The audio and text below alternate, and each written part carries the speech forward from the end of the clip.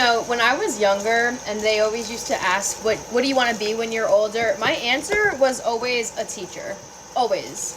My sisters and I would play school on our days off. I was a mega nerd. I would ask my parents to print me off worksheets and math problems to do. That was always my answer. Up until I got old enough to realize how little teachers make, and then decided that I no longer wanted to be a teacher anymore. But a part of me always wanted to be an educator, I guess you could say. And two of my most disliked subjects in school were geography and history. Science I wasn't a fan of, but I was a big math and language arts, reading, grammar girly.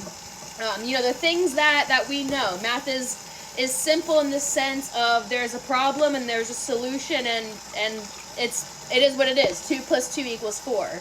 But history never interested me, and geography I was super bad at. I don't know where anything is. And I blame the education system for me thinking that Alaska was truly in the bottom left, like below California, because that's how it is on every single map. It took me a very long time to realize that's not where Alaska was. But anyways, all of this to say, I might not have grown up to be a teacher, but I never let that part of me go. And so I decided to put my own twist on learning. And I wrote a whole children's book series, The Adventures of Shelly and Coco, about a young girl who travels to all these different places with her best friend Coco, who is a parrot. And because he's a parrot and he's a bird, he has flown all over the world. He has all this information, and he makes the best tour guide. And I wrote a whole series with my own twist on learning and educating, because I always felt like the best learning was the kind that you didn't realize was happening.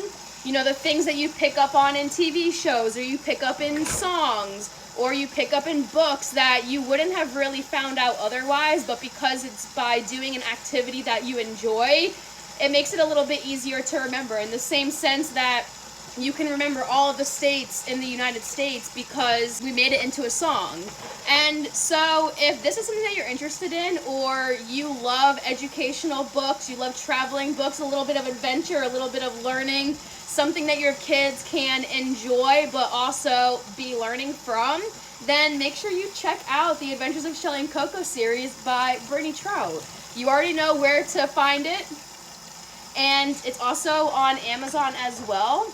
The two characters do meet at a summer camp where they become best friends, and since then they have gone to visit Washington, D.C. and Massachusetts. So if that sounds like something that you're interested in, you should go check it out.